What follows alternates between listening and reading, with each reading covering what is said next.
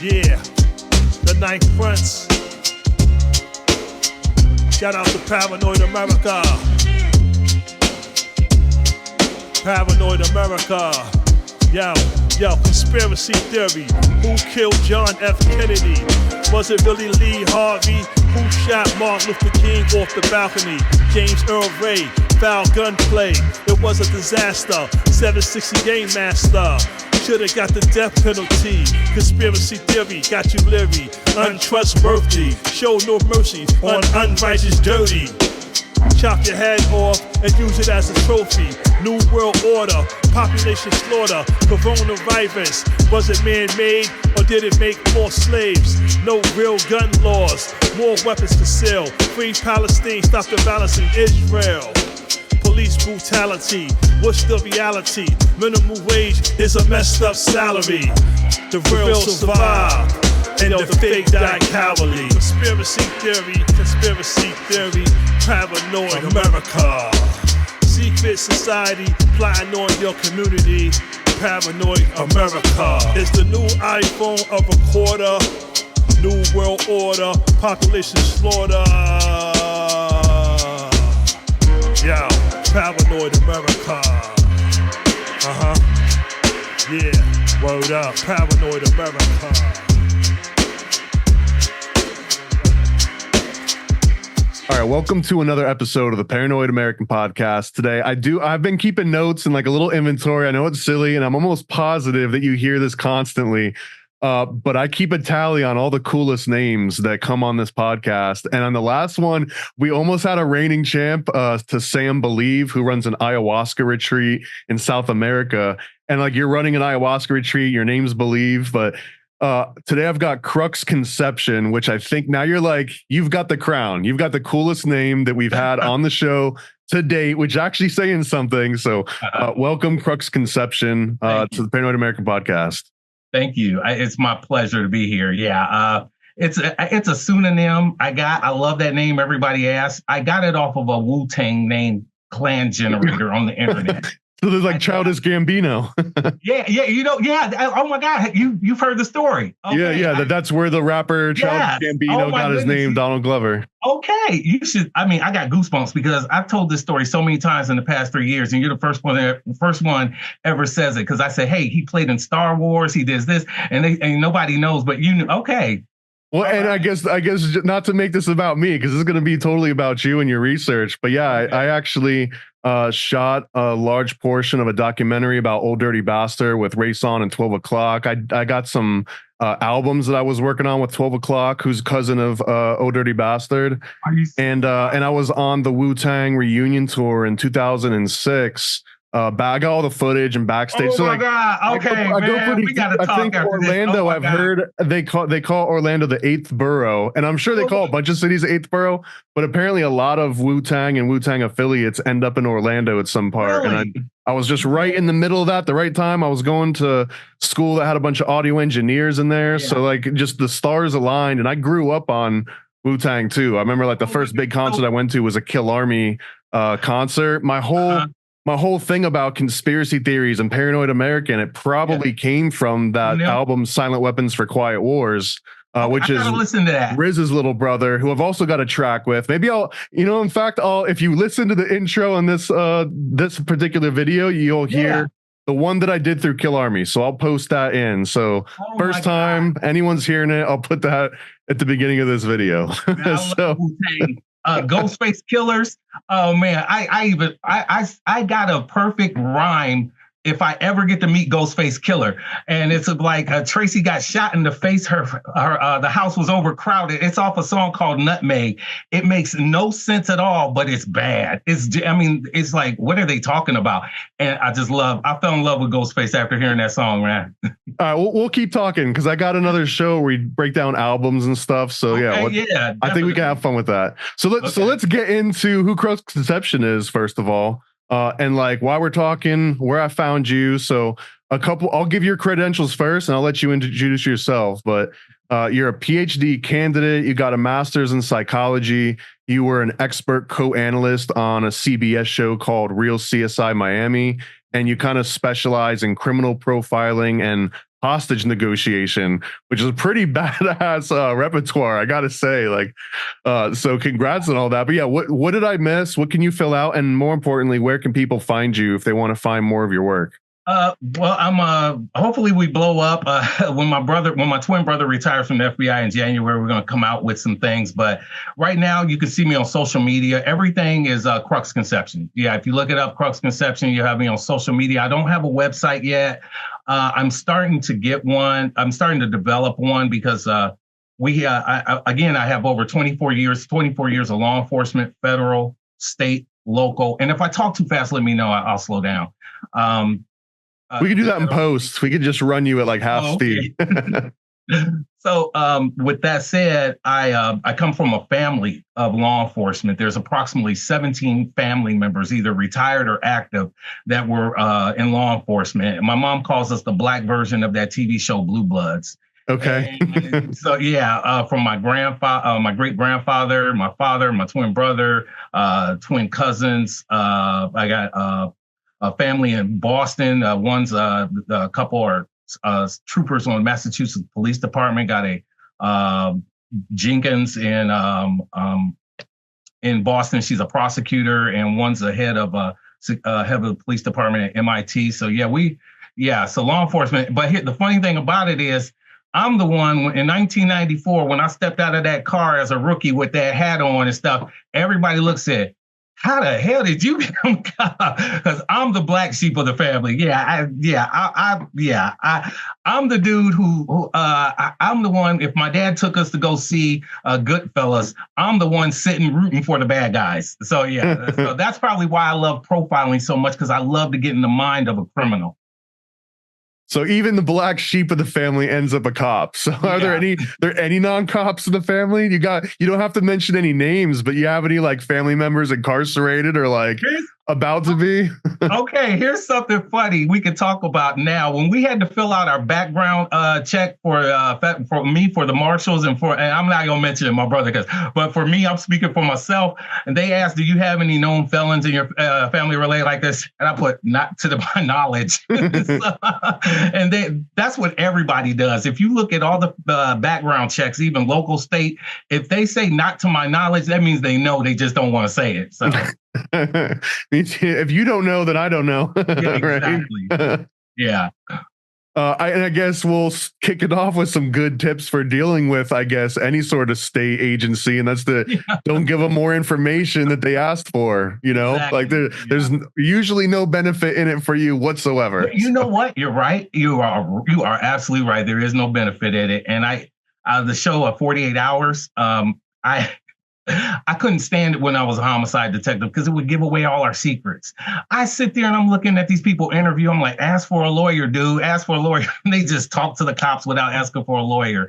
And I said to myself, one day a smart criminal is going to watch that and they're going to learn something. And that's why it's a good show, but it was too good.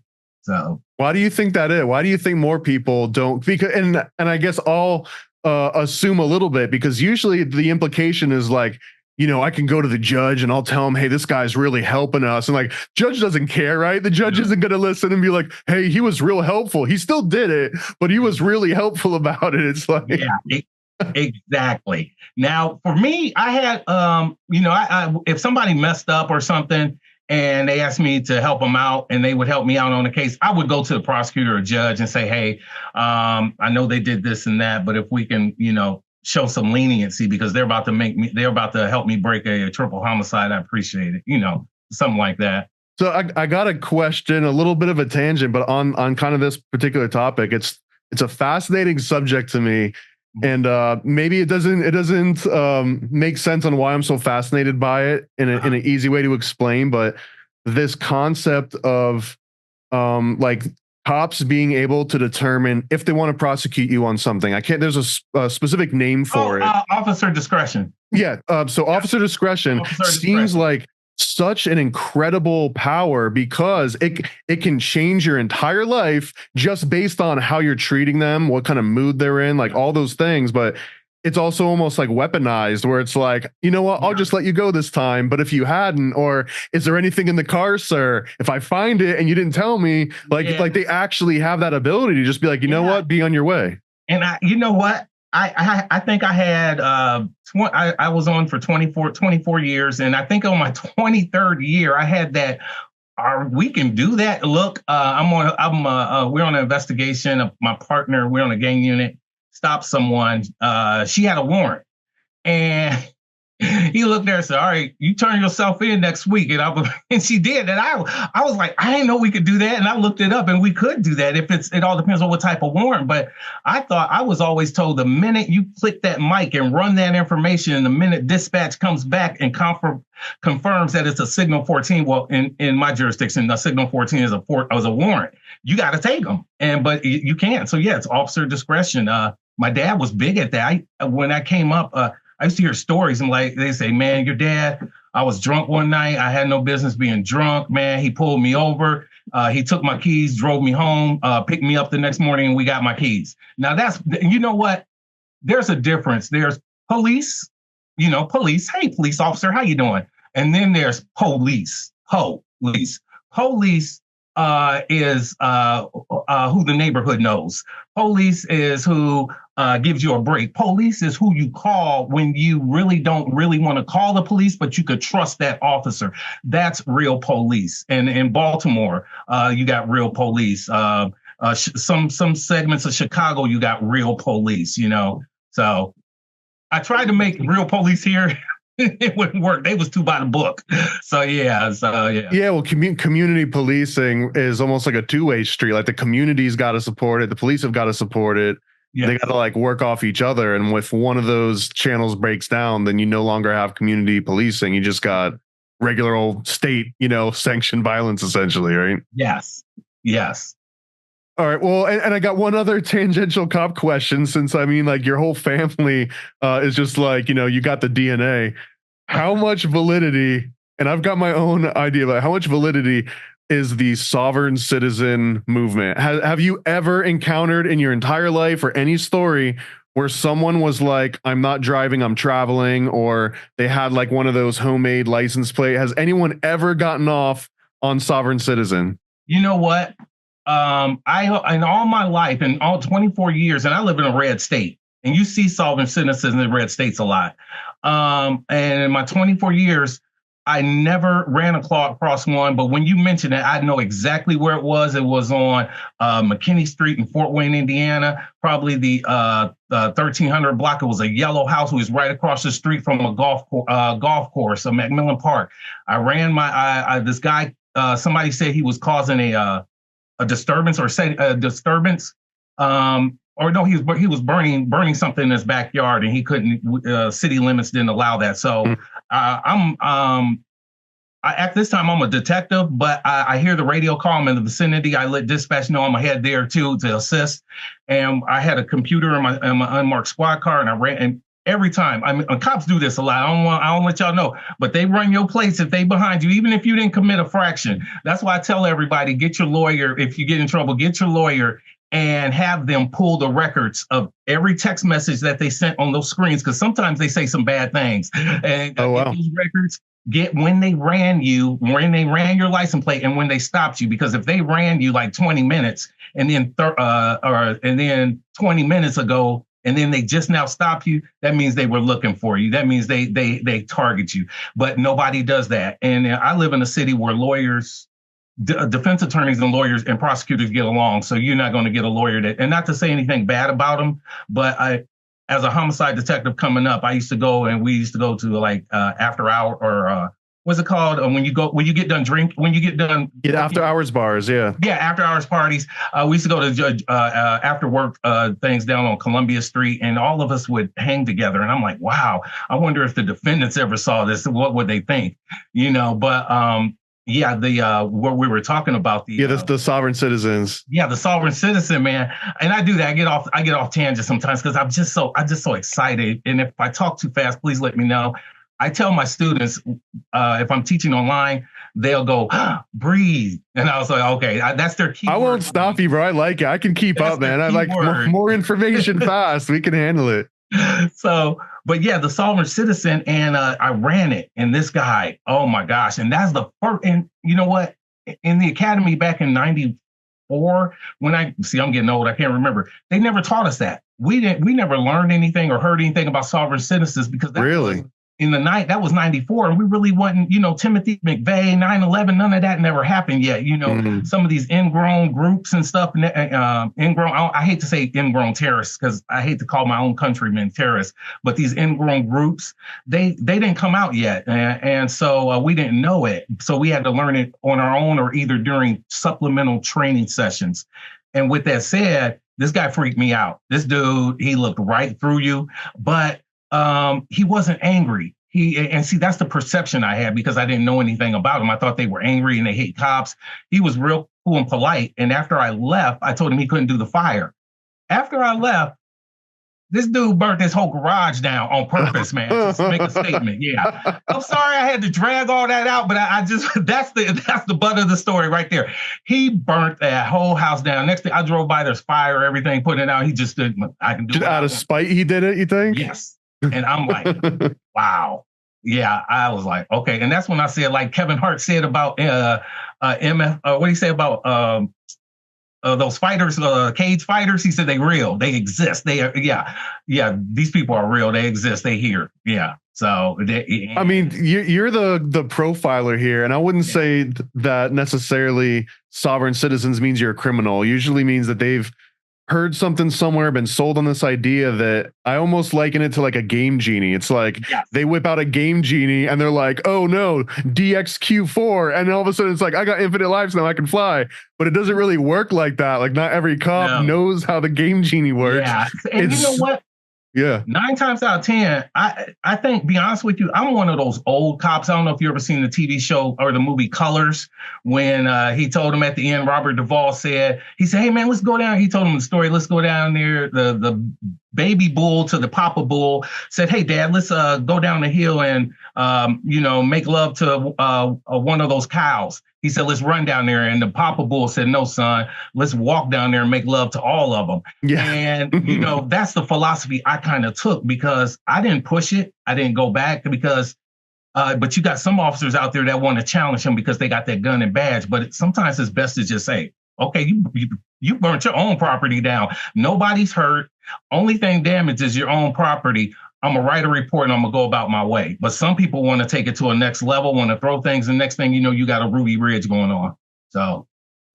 We don't want too many. Does that make sense?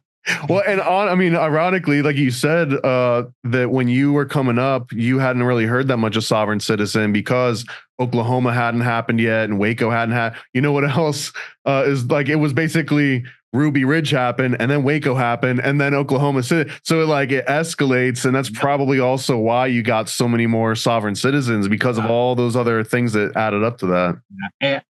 And after November, whoever. Two things as a cop I never talked about was religion and politics. I made a mistake. The day I retired, I talked about religion. I was in Toronto, Canada. And this couple, they brought me a drink and we were talking. I was telling them I just retired. I was giving a speech and stuff. And they asked me a question. And like a dummy, I told them. And then I told them why I didn't vote for who they wanted me to vote for. And all HE double toothpicks broke loose. I mean, they even told the bartender to take the bill. Make me pay for the drink because they bought me a drink, so I ended up having to pay for it. Wow. And I'm like, y'all ain't even from America, and y'all getting mad, and y'all can't even vote.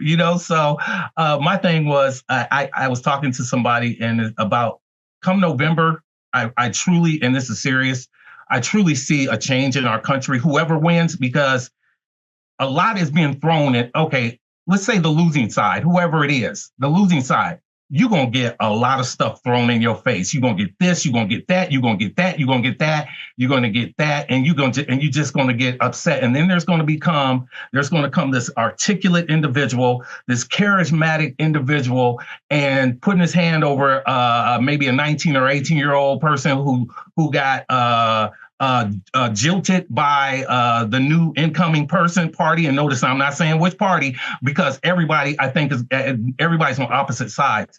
You're going to have that person, and that person's going to make them feel something. and that person's going to tell another person. Next thing you know, they're going to meet in a warehouse. And next thing you know, they're going to meet outside. Next thing you know, they're going to petition to have permits to march in the streets to protest. And that's how it happened in Atlanta. When Atlanta in the 80s became all black, oh, they didn't like that. You start seeing white supremacy at its highest. When Atlanta got its first mayor and Atlanta wanted to be called the Chocolate City, you're going to see a lot of different things on the left side. If certain individuals get certain things that other people who've been here for a long time can't get, you're going to see disgruntled. And I feel bad. I tell people, like they say on the TV show The Wire, you might want to tool up because it might get. And I say, hey, don't think you may think I'm crazy or conspiracy theorist, but one thing I'm good at in life is I'm good at three things. One is profiling, two is knowing people, and three is profiling. You should see my library. It's nothing about books about psychology, getting to know people, killers. And I really think that I can see somebody saying, I had enough. We're going to take a stand, and you're going to start seeing a movement come on, and a movement that's going to divide us even worse than what it is. I mean, you're not going to get called a conspiracy theory here. That's kind of the whole theme of everything I do. Okay. So if anything, like I can match whatever your conspiracy level is, so and we can go. That happening? I mean, can you see that happening? Yeah, I think the way that I see it too, exactly. It doesn't matter who wins or who loses, but this will be for a lot of people. They've been building up emotion for the last 4, 8, whoever knows longer. A lot of people, this is their first election they've ever gone through. So there's a lot of new emotions that a lot of people haven't gone through and felt this passionate. I don't know if anyone really cared a whole lot when it was like, the previous elections. This one definitely feel, but it, like you mentioned, there's going to be someone that's frazzled. They've like traumatized themselves from media and just like getting worked up into political issues. Yeah. And they don't have a known release because otherwise they wouldn't have gotten frazzled in the first place. And it just takes one smooth talker to be like, hey, I got this. And if you can make that feeling go away or pacify it some way, then they attribute like all those solutions of the world to this person, even though all they did was they knew how to play with your emotion and your trauma a little bit. So that's where I'm at, is and I'll one up the conspiracy on here, but I will say that the media knows this, politics knows this. They know that it's like this, the same way that if there's a global pandemic, for example, then all the corporations are like, oh, everyone's so freaked out. This is where we can add 80 cents to everything. And that's kind of how like inflation bumps up, because there's chaos and you can use that chaos as cover. I almost see these election cycles as that chaos, so that all those smooth talkers, they use that as cover and they're like, okay, I'm going to go recruit. Like this is the best time to invest if this were like your stock market. You know what? Yeah, because if I were, because I always, when I talk to my students, when I teach class, I always remind me to tell you about the social media profiling class I had, and then I got rid of quickly. What happened was we talk about these things, and I was telling my class, I said, just imagine. I said, 2 people tried to kill our former president. 2 people tried to kill our former president, and they had no declaration on which side they were, left or right. I said, all you need is one charismatic person, one person who knows how to, who has the gift of gab, one person who knows how to say that. That's all you need is one. And then I say to my students, how many people think it was just those 2 shooters out there that feel like that? I'm not saying they're a part of a group, but how many and everybody said, no, there's more than that. I said, yes. And all you need is one person to get those people together, and we got problems. Yeah, the Joker putting together like the Arkham Asylum, yes, right? Yes. Oh my gosh. Yes, the Joker. Yes, exactly. Yes.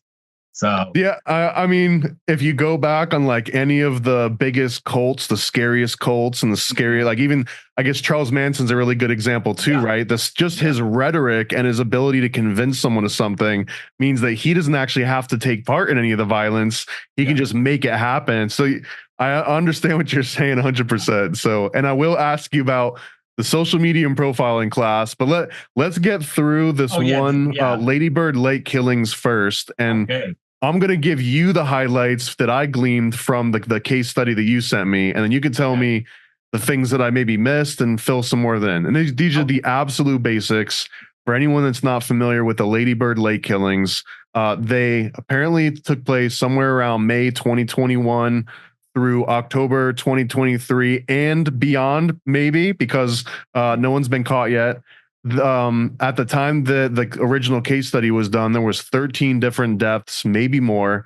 I went and I looked right before we started recording. A body was found on September 29th, which was just a month ago, but it was not ruled a homicide because someone had seen somebody just acting a fool by the lake earlier that day, and then that person was found in the lake, but no one knows what happened between point A and point B.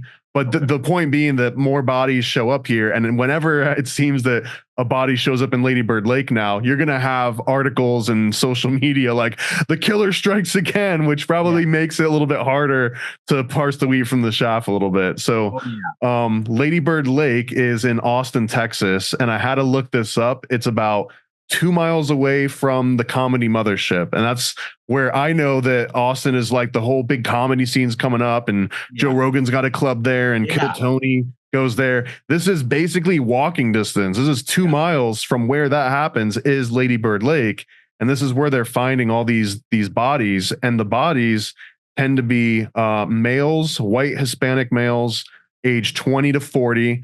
They seem to work in computers, right? Like software development, kind of affluent. And that it seems that the person that's doing all this maybe has something in common with that, and or affluent, and maybe that they don't have any sort of criminal history.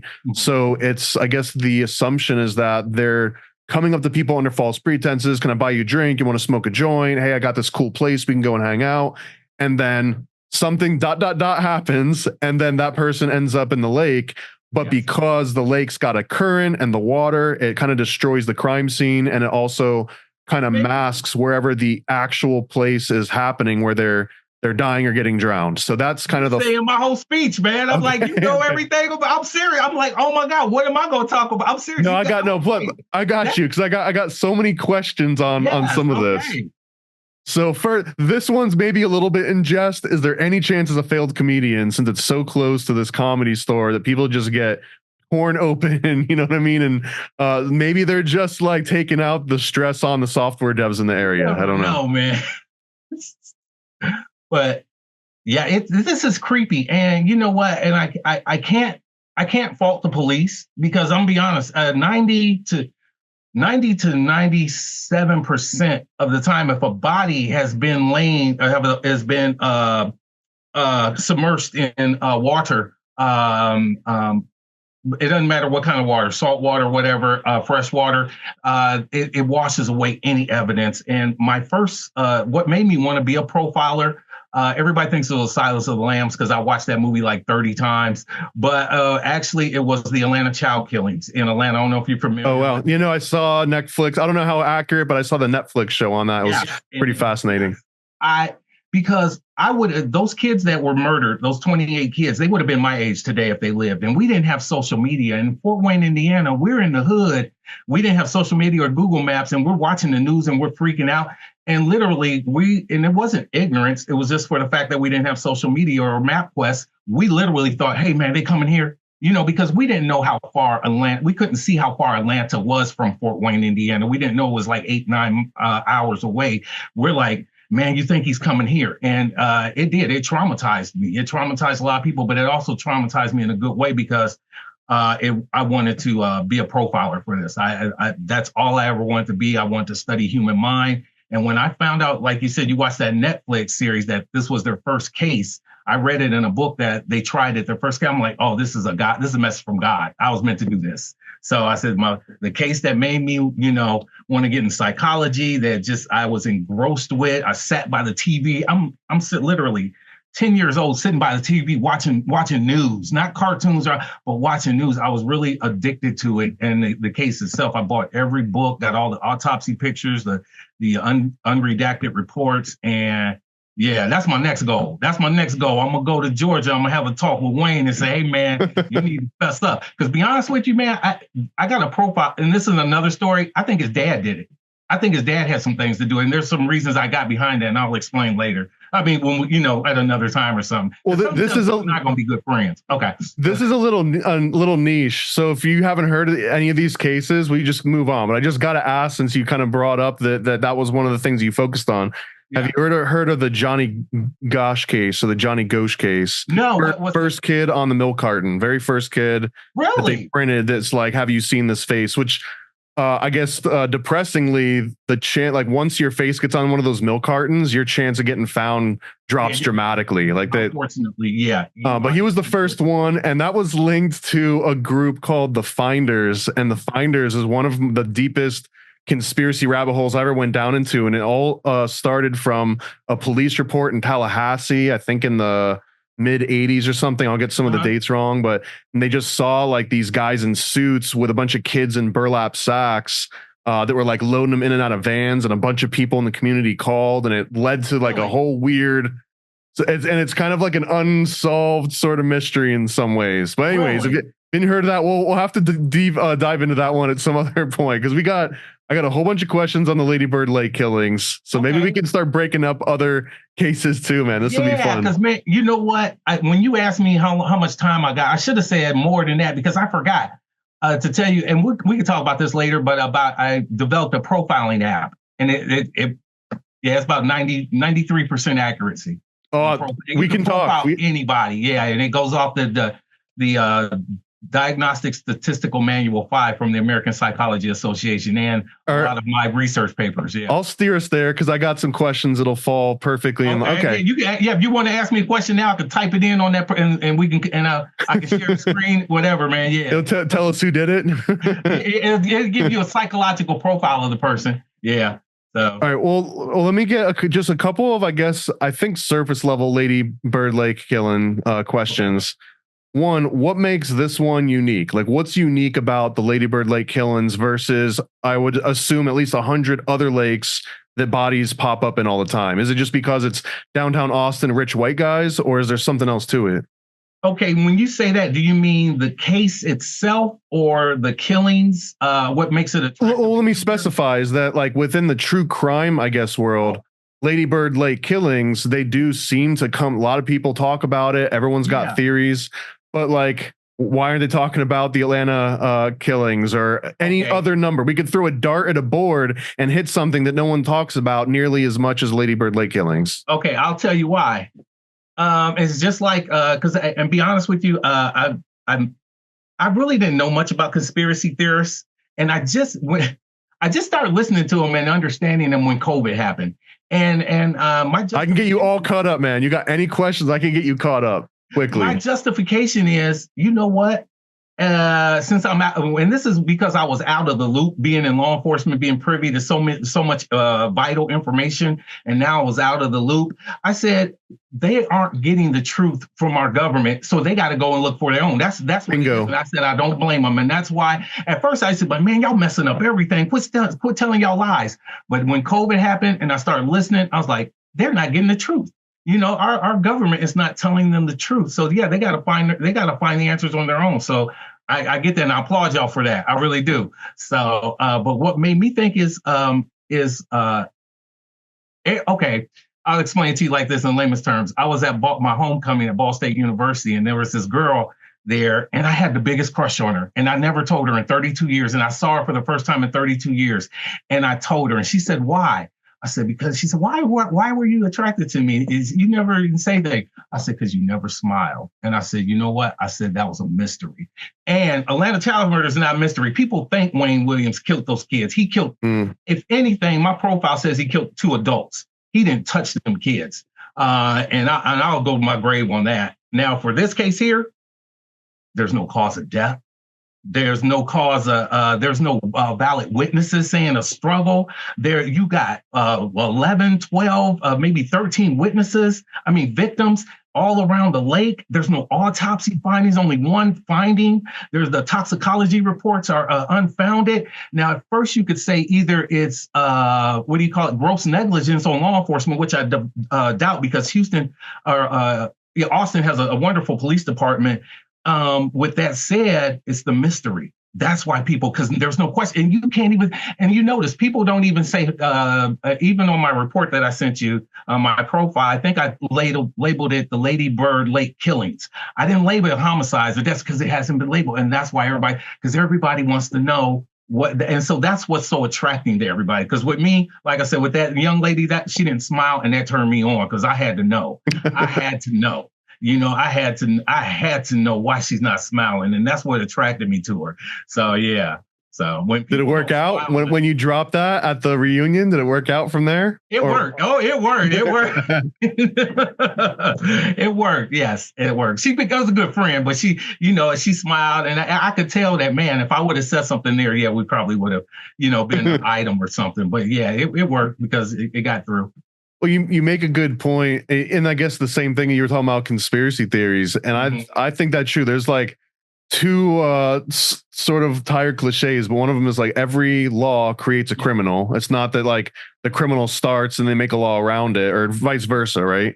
Yeah. So every law creates a criminal, but also every lie or everything that you keep secret from the public, that's going to create a conspiracy theory. It's like 2 + 2. It can't not create that because it's creating a vacuum, and vacuums desire to be filled. And if it's a vacuum in the realm of like knowledge, then people just make things up. They just fill that up with, and I guess if there's so many unknowns, if you don't know who it is, if you don't even know if these 13 murders are related, how they were killed, anything about it, it's almost like it's inviting everyone to speculate on every single facet, and everyone almost feels like they're just as qualified. It's like, oh, if the cops haven't figured this out in 3 or 4 years, maybe I can do it from my Facebook account, right? Yeah. So, yeah. Okay, a fair amount. So Lady Bird Lake killings, because there's so many unknowns, and about those 13 victims, in your mind, are those all related? Are there only like a couple related? Are there like things that are being attributed to killings just because they showed up because I mean, you could fall into that lake drunk also, right? And would anyone know the difference between that versus a killing?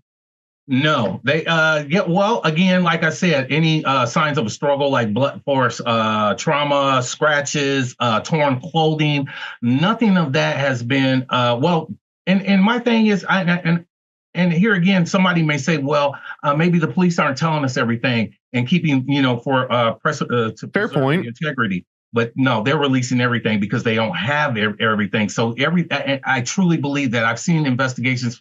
I've studied investigations for over 25 years, and now I sound like somebody else. Now I've been a prosecutor, so let me stop. But yeah, I mean, but the true fact is, when those the demographics is the only common denominator, and like you said, in the software computer industry. But another thing is they all hang around that area, and people don't realize it's a bar, it's a party area. It's like a big it's like 6 to 8 blocks of bars, right? Yeah, like you can't even single it out to just one block. Yes.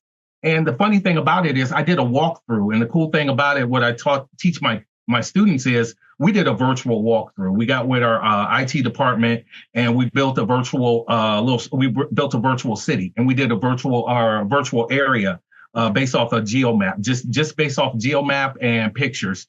And we did a virtual walkthrough of the crime scene area. And I'm going to tell you from what I did, and if this and I believe the information is right, because we always run a fact check or accuracy before we do these experiments. Somebody had to see something. And here's the thing, because it's a visible from leading out to where the bars plural they were at, to leave there and go to the lake, whether dragged, whether on their own, somebody had to see it. So that's why my profile says that. Just like with the oh my gosh, this gave me PTSD. That's what the Delphi murders, my profile on that. I don't know if you heard about the Delphi murders in Indiana. 2 little girls. No, I'm not nowhere near the true crime. I'm learning all this. Yeah. When you sent me the Lady Bird Lake, it was the first I'd even heard of it. Oh, really? See, yeah, that was my first time hearing about it. And I was like, let me profile it. But the cases itself, when you get to know the killer, and like for my profile of, well, I'm not going to say anything because it's still on trial and I don't want to get called and testify or anything.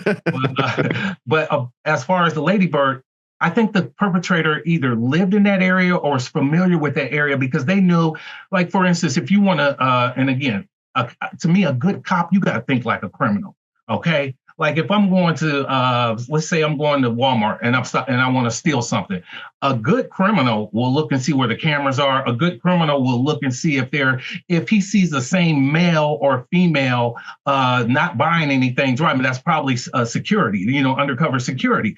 But you look at the cameras and you study that. That's what a good criminal does. This individual, and like I said, some areas were well lit, some were not, but going from point A to what I call the death spot where the body was found, somebody had to see something unless this person was good. And I think this person was real clever at what they did, and they've been there before and they knew how to hide around. And I think maybe even worked in that area. Like for instance, we have a place in Fort Wayne, Indiana. I can show you on Google Maps, or you can look it up, and it's called Pierre's Entertainment Center. It's outdoor. It's like a big mall. It's like a huge outdoor mall, but it's nothing but bars. You go inside. I used to work security there, part-time security as a police officer, moonlighting. I see bar backs and people taking out trash and stuff. You can easily. I even caught a couple one time, having sex out behind the back, and I'm like, wow. And he worked there. And when I said, man, what's up? I said, I wouldn't have found you but I heard her. So I said, I found you, but I heard her. And he said, yeah. He said, I come here all the time. And I said, you know what? I drive past here. I never bothered to look at that spot. And yeah, so it's just examples like that. I'm sorry, I like giving examples too. So the person doing it maybe knows that these are dark spots where there's no footage or there might be coverage. And so one of the things that I was thinking to myself as I was reading over your document, and you even said in there, it was like, consider employing, people walking around, or add CCTVs, or, I mean, now you got drones and stuff that people could be flying around with night vision. Yeah. So, and I know that you were suggesting that, but like, who do you suggest that to? Who's not doing it? Like where, because I know it costs money. It's not like you just snap your finger and 1,000 cameras pop up, right? And you know what? This whole profile, this new method of profile, I was doing the tradition, like we talked earlier before, for 20 some years, I was doing, last 6 years of my career, law enforcement career, that's when I started implementing my educational studies that I've learned from psychology and criminal profiling into actual investigations.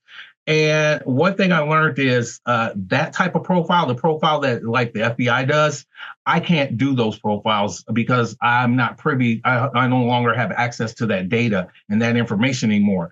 But with that said, the profile that I got now that I teach my students, that I can teach anybody can do. That's the beautiful thing about it. Anybody can do. You don't have to be a cop. You don't have to have access to a police database. You can do the tools that we got are accessible to everyone. Geomaps, Census Bureau statistics, the American Psychiatric Association website, the Diagnostic Statistical Manual, and a few more items. Those will equip you enough to give you a 90% accuracy on a profile of an unidentified subject. So that's the whole. What are some changed around? Like, what are some typical things that the FBI in an active investigation would be privy to that you would just never see unless you're on the FBI? I'm assuming that like any immediate crime scene details and like specific method, but it's up to their discretion on how much they want to release to the public too, right? You can get, for example, you can have, it is up to them. DNA results, crime scene pictures, autopsy pictures. We can get those. For example, I myself, along with an attorney, a retired coroner, deputy coroner, and another homicide detective, we go around throughout the nation and we seek grieving parents who have kids whose cases haven't been solved, and we work the cases for them using this method. One, it saves time; we don't have to travel. It gives them a better insight of it, and so therefore they can understand, and we make it accessible. And another thing about my profiles, if you read my profile, now law enforcement profiles that I did when I was a homicide detective, criminal profiler, they were like the way they are. The one thing that I tell people that's different from mine than FBI's, FBI usually gets out 60-page a profile. I usually give out 70, 60-page profile. The FBI does a checklist. I do a checklist. They do recommendations. Only thing we do different, I explain why and how I got my answer. I explain why I may think the suspect is a male, why I may think he's black, why I may think he drives this type of vehicle. I explain. FBI doesn't. I explain everything in mine. So. Well, let us know as of now, I guess November 1st, if you're keeping date, like what's your current profile of the Lady Bird late killer? Okay, right here. Okay, I came up because we talked about this. I posted it just to see what it was like before I gave it to my students. I posted it on this website I belong to. It's called it's about unsolved cases and unsolved homicide cases. And I can tell you about it later. You can visit it. It's pretty cool. It has a whole bunch of wealth of information. But I posted that, and somebody came back with something, and I posted it so it can be critiqued. You can shout out what the page is. You want? Okay. You put a link to it. It's Undetermined. That's the name. And I posted. Yeah, it's called Undetermined. Okay. And it's cool. I like it. It was fun. I posted it, and all these sleuths, these crime sleuths, and sometimes you'll get actual profilers. Sometimes you'll get amateur profilers. But everybody there has the same type of information and knowledge. And a lady picked out something about my timeline. And that when she was like, I'm sorry, I really didn't mean to do it. Like, that's why I posted it. I like being critiqued because it makes me better. I want to be the best at what I do. And so if you see there's a problem, I'm going to look into it. And it was because it shouldn't have a time. This case should not have a timeline. That's the one thing I noticed about it. Another thing that I noticed that they do on this, they need to give a better explanation to the public about the lack of information regarding autopsies. Because to the best of my ability, I think there was only one autopsy conducted, and that screams. I don't want to say anything to negative police because, like I said, my family's still police. I was police. I don't want to bash them, but man, that seems like you really didn't have a fire underneath your butt, for lack of better words. I mean, I've also seen that you mentioned The Wire before. I've also seen The Wire, one of the best shows ever. But like, yes, and we're talking about bodies being found in water, and that was one of the most consistent themes in The Wire. Is that everyone hated floaters because they could just be like, you know what, send it back out, let it drift into the next county, and now it's that jurisdiction's problem. Yes. So it's almost like, why would you go out and just pick the hardest case to solve by fishing out a body in a lake versus, hey, everyone already knows this is complicated. Let's not do the autopsy. It's just going to make more questions, more work. Yes. A coroner once told me, because he said about fires, decomposed bodies, and bodies that have been submerged. He said for him would be the submerged would be the worst. And he says, why? He said, because you got added. He said, he put in layman's terms. He said, you got added. I forgot the word he used, but let's just say, I want to say added ingredients, because he said, it's like gumbo. He said, you open that body up. He said, you may see a fish. He said you may see segments that they have swallowed and consumed while their body went underwater in their lungs.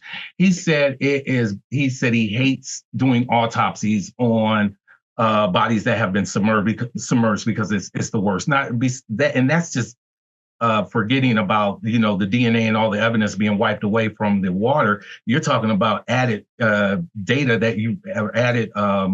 Clues that really aren't clues, but it's clung onto the body, and the bloating and all that. Yeah, it's bad for. Really, if you're going to do a toxicology report, but you've been underwater for weeks or even days, right? Like, yes, not just the dilution, but now anything that was in that water that might look like it's toxic is now in you, even if you never really came in contact with it while you were alive. Yeah, and you know what?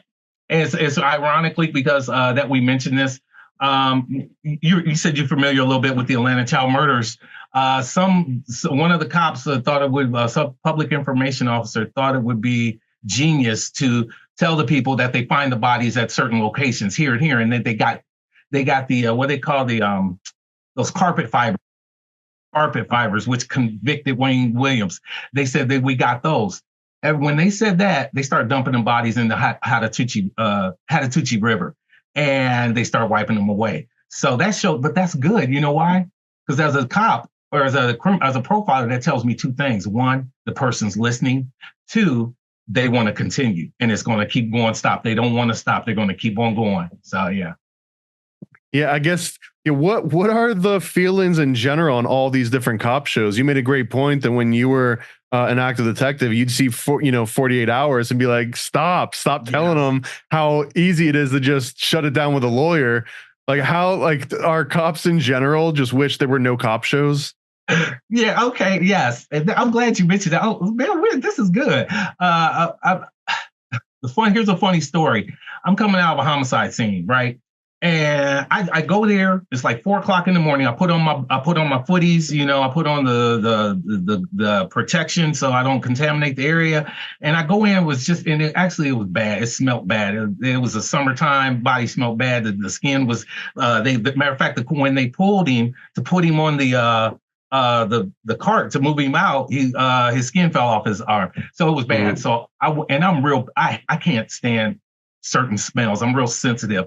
If my mom was making chicken and and I visit her house, I can literally smell the blood that from the chicken that she threw away in the trash, literally. So I left, and the lady came out there and she said, hey, twin. That's what they call us because everybody knew us. Hey, twin. And I'm like, what? She said, who killed such and such? I forget. I knew the guy's name, but I'm not going to say it. I said, what do you mean? I just got here, baby girl. And that's how I said it for her. I said, what do you mean? I just got here. And she said, well, didn't y'all get their DNA? And I'm like, what are you talking about? And she said, don't y'all have that can that y'all spray in the air and collects people's DNA? And y'all find out?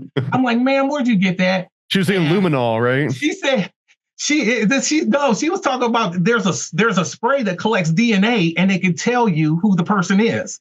And I said, ma'am, where'd you see that? And she said, the show I work for.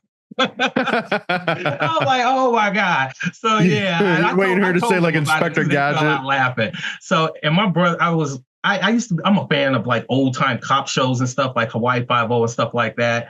And I tried to watch the new Hawaii Five-0, and this is where America gets the misperception. They had this computer screen, and they stretched it out and flipped it and blew that, and it went here and here. It was virtual. And my twin brother's FBI said, man, I've been in the FBI for over close to 22 years. I still got the same laptop that I had when I graduated from the academy, and I stay in a cubicle. And so, yeah, he said, And so Hollywood makes it hard for us because people think we have all this capability, and we don't. We don't have any of that. Yeah, they make it look like you're running like a 5-star casino security where you've got like endless money and you got holograms and it just go to a DMV and I assume it's kind of like that. That's kind of the technology level that most of these are on. Yeah. Even if you watch First 48 now, and you watch them like the ones that are shot in like the last couple years, like they don't have brand new flat screen panels. My dad, talking about what we're talking about, being an old school cop, literally my people would come, and we lived in the hood growing up, it was just my twin brother and my dad and I. My dad, he had on those like tighty whitey shorts. He didn't wear boxers. He would come answer the door. People knock on his door, say, hey, Jinx, hey, man, my old lady took my car. Man, can I get it back? How can I get it back? People coming up. We used to think my dad was a lawyer. That's old school policing right there. When neighbors feel comfortable, they see that striped car in your front of in your driveway, but they still gonna come and they're gonna ask a question. And unfortunately, we'll never get it back like that. People will try, but it's a waste of time because we already got our minds made up. But those were good times. And with that said, those type of cops, that type of investigation with a cop like that, I remember one time I asked my dad, what's the most realistic cop show on TV? This is after I took my first criminal justice class at Ball State my freshman year. And he said something. He said Barney Miller. And I told my professor, who's a Indiana State Trooper at the time, he said, you know what, you're right. Barney Miller? I don't know if I've ever heard of that. Barney, see, that's it. Barney Miller. You go, it's about a detectives and all. It's a junkie office in New York. It's a police precinct. It's got a bunch of detectives. It's a comedy, but it's all about paperwork. They do paperwork, constant paperwork, and it's about cops getting disgruntled, arresting people. Like the stuff you see here, hey, I'm ready to do my job. Sometimes cops don't feel like that all the time, you know. And another show, and I couldn't stand it because it was so real. It was so real. Was NYPD Blue. It was so real. I was like, man, cops' lives are depressing sometimes. And that's what, yeah, it was so real. It was so real. It scared me. I stopped watching it because I was like, man, I want to be like that. You know, the guy Lipowitz, he was like, always had an attitude or depressed, and people look kind of, it was dark. It was dark for people who want to be a police officer. I'm like, that's what their personal life is like. No, I don't want to do that. Well, I think there's also a really weird part of romanticizing police work and firemen, or just like all of these, like, what do you want to be when you grow up? And all the ones that kids gravitate to because they're kind of like these very specific roles in society that are kind of pitched that way. But I think when you romanticize some of those jobs, you also forget that, like, at like any other job you go to and you see someone having a bad day, or you see someone that's like, I'm not answering calls today, right? That happens in every profession in the world. You maybe hope it's not the detective on your case. It's not the surgeon performing your surgery that day, but you're right. It happens, right? About that. Yeah, it's a lot of professions. Yeah, I never thought about it. Like, yeah, teachers. Yeah. Okay. The other thing too, that I think that a part of the romanticization of cops and why there's so many in TV and Hollywood is that there's not a lot of other roles in our society that, as a cop, you can interject yourself into almost any situation, any business, any level of class, any like racial segregation. Like, you kind of got this cheat code that, like, nope, I'm in this now. I'm making this my business. There's really no other profession that I can even think of that you can just interchangeably, like, I'm in a strip club now. Now I'm in a warehouse. Now I'm investigating a politician. Oh my God. You know what? You're right. I'm thinking about it because I think about all the things, and like, I'm thinking about society itself and like type of functions, like from the functions that the functions that have 500 plate dinners. You know what? You'll see law enforcement there. You'll see like the people with the brass and the stars and all those fake medals on their jackets, the chiefs and stuff. They go to those. About like banks and financial institutions, you have white collar crimes, and you have white collar crimes. And guess what? These people build relationships with these people. I remember when people used to write checks back in the day, we had bounce check detective, a detective that would chase people that wrote bad checks. And I don't know, your fans are probably, your viewers probably do, what's a check, mom? You know, it's something you wrote on for currency. So, but it's kind of like Bitcoin, but like if you printed your Bitcoin out. And you like that, and those people develop relationships with the bankers and like with me in the gang unit homicide, I gave a rebirth to my relationship with the inner city, with the hood, you know, because I ain't gonna lie, when I graduated from college and got some money in my pockets, I'm like, I told my dad, hey man, we out of here, me and my brother moving. So, you know, but yeah, and so to get back and to get back in to get all those things. Yeah. But to answer your question, I just now thought of that. We can walk into any spectrum. Like DMX once said, I can go in any project in the hood and I'll be good, you know? So, yeah. I think that's just why there's so many cop shows and cop movies. Cause even just as a writer, as a device, like, well, how am I going to get this person to interact with these criminals and then talk to a, like, if they're a cop, it works. Like, now all of a sudden you don't have to explain all that. So, and I think part of that means that now there's way more cop show. There's probably more fictional police officers than real ones in some cases. You know, I thought about writing a show because it hasn't been done before, and call it The Negotiator, a TV show about it. Because what people don't know is, one, the big boys with the big boys that like the big toys, they would love it because we got this kick-ass hostage negotiator truck. You go inside, it's like a bat cave, you know, and we work along with SWAT, and we do drones because SWAT needs to go in, you know, if it's a hostage situation, and there's mental health involved because if it's a crisis situation. And I thought that would be a good episode to do that. And, you know, and me being a hostage negotiator, you know, I thought, man, that would be cool. But, you know, I don't have the time to write it up. So. Well, you also mentioned that you've got like an app that you're working on. You mentioned earlier, this is where my head went immediately. You were like, if there's a cop behind you, they're looking you up. They're scanning your plate. I mean, and I've seen, and I don't think that it was in a movie or TV show. I think it was like an actual documentary, but they were showing that a lot of cop cars are fitted with something just automatically. You'll scan it, it'll send it up, and then it'll let you know, hey, this car that you're in front of, they got warrants, blah, blah, blah. Like you don't have to actively say, hey, look up this tag for me. So now you've almost got automatic programs that they're scanning your plates whether they want to or not. It's just going to let them know. And the next level of that, I guess there'll be like AI incorporated and apps. And so at what point our cop car, like a cop car could basically just be an autonomous vehicle driving around scanning things and then just being like, hey, come to this place.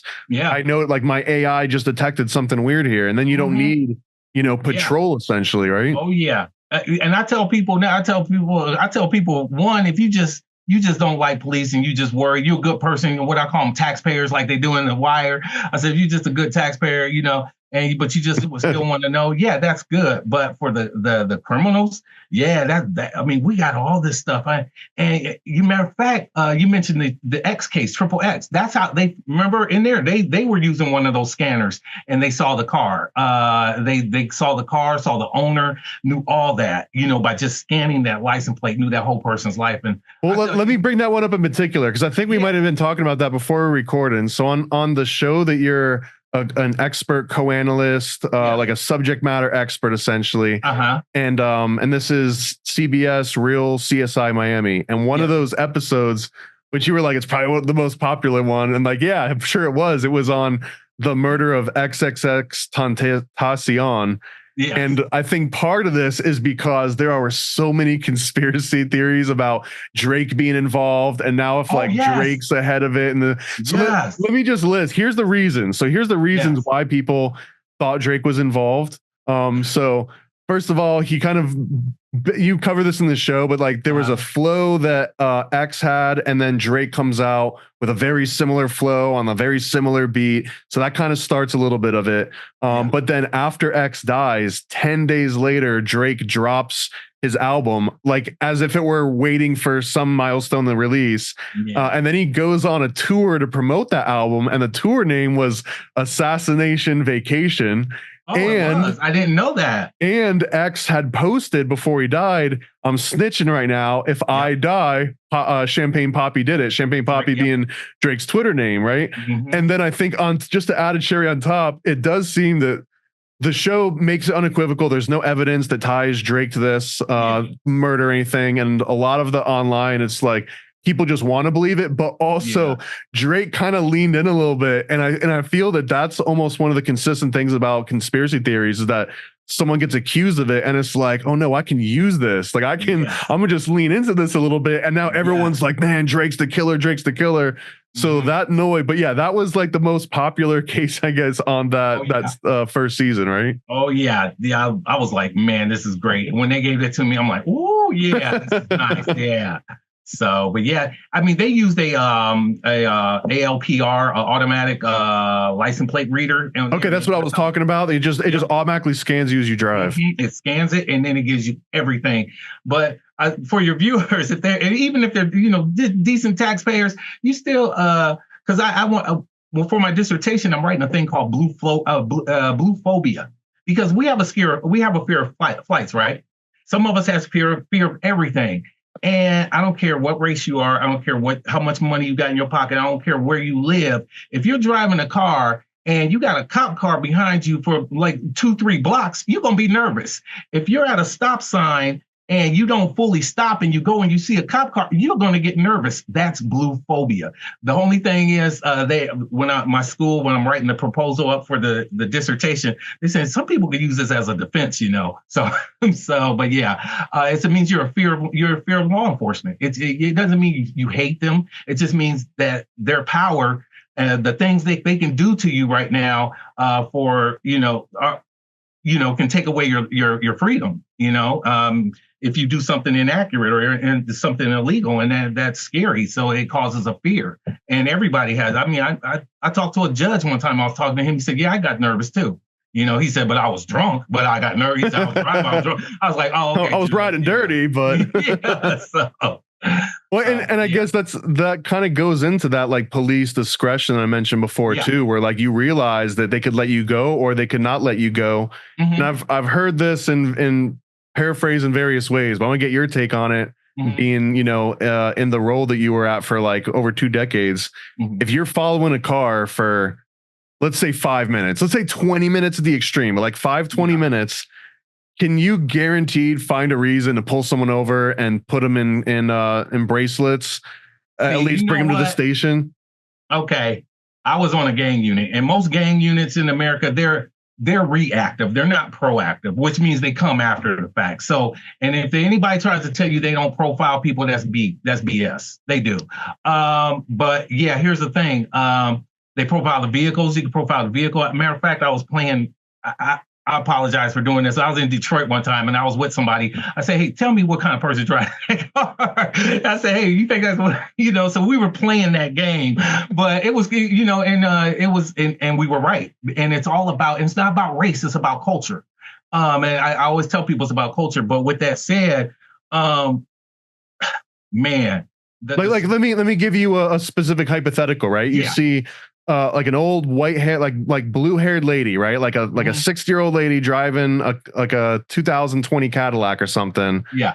Normally someone that might just go right under the radar. They're not speeding. They're not doing anything crazy. But what could a cop do to justify pulling them over, pulling them out of the car, like putting them into an emotional state where now it's like, oh, now you're being aggressive. You know what I mean? Like they could intentionally kind of like escalate the situation from where there was nothing.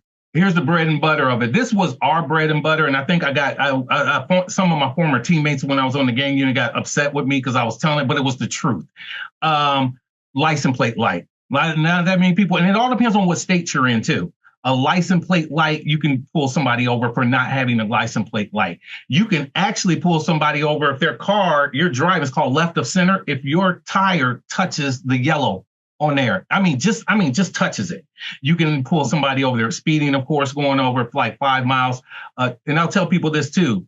In the Midwest, I think this is nationwide. And state troopers will tell you this too. They don't give you tickets unless it's over 20 miles per hour.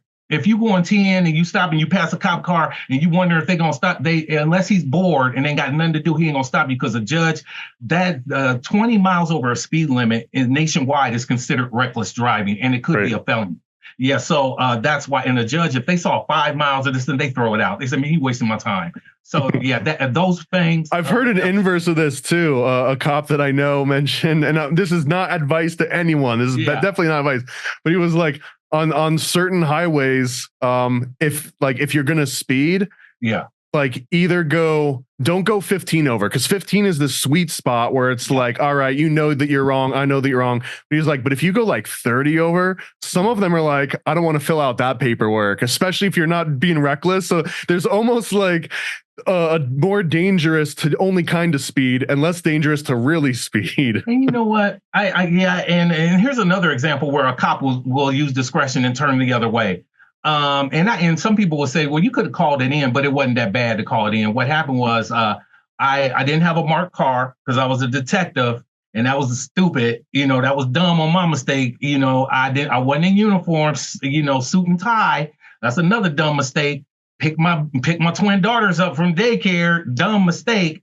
Dude comes just boom right by me. I'm going to pull him over. I'm calling and ask for a uniform backup. Next thing you know, my daughters are crying. Daddy, please don't. We won't see. And I called it off. I was like, I took him home. Yep.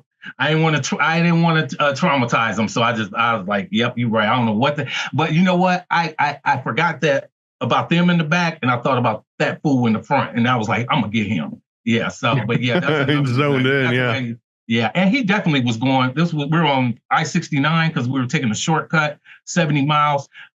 He's probably going on 100. Yeah.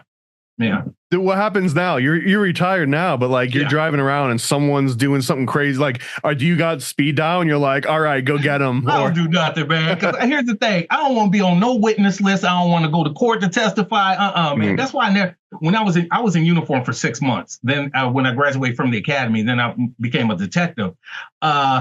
I never gave a ticket. You never saw me in court because I didn't want to get up in the morning, put on that suit, go testify, earn my funky $60, maybe $150 overtime, or maybe, I don't know.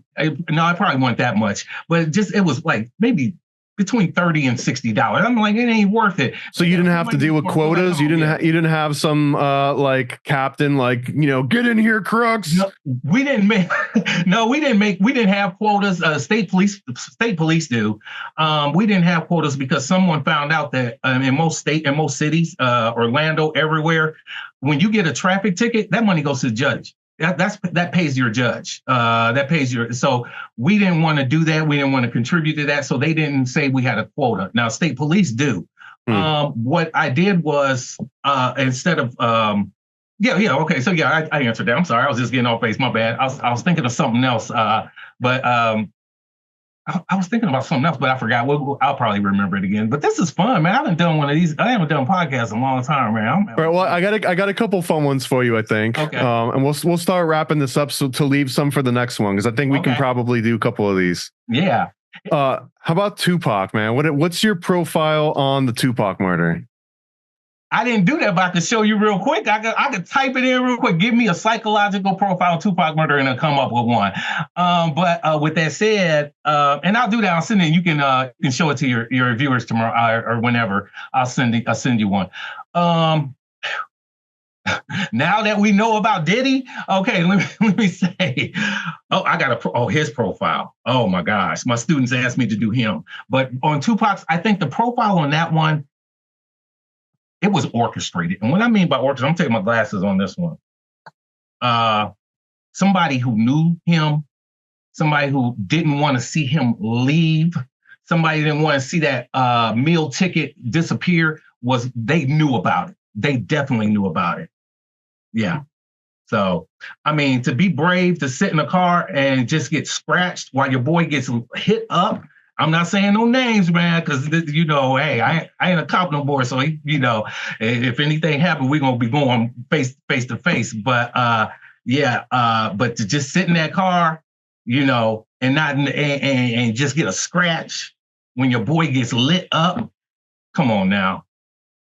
Well, and you mentioned everybody in the world hates you. Why not shoot him too? I'm thinking everybody in the world hates you. You a big bully. You be treating people like crap. Oh yeah, we're gonna get rid of you too. No, nothing. Now, if you want to get paid, yeah, right. Exactly. You want the other half of the down payment. That's all I'm saying on that one, because that one is, to me, that is real. And I have out of 6 years ago, I got a stack this big of evidence, information just for me to look at and profile. Somebody asked me to do it off the records. It was an attorney, and I did it. And that's when I stumbled across that. Yeah. So. Well, and you just mentioned too, and this is all speculation. It's all brand new. But like the Puff Daddy that's been coming out, right? This has been linked. I think the one that makes the most sense is that he's just a hip hop Epstein. He's running the same sort of thing where you go to a freak off. Now it's on camera. Oh crap. I didn't know I was recorded. Now you got something on me. And now I got to owe you favors. This is sort of like every sex cult that has ever existed, right? Yeah. Let me ask you, because you're in the media you're in the media business more than me. You definitely know your music, boy. Let me tell you, because you definitely know your music. I give you props on that, man.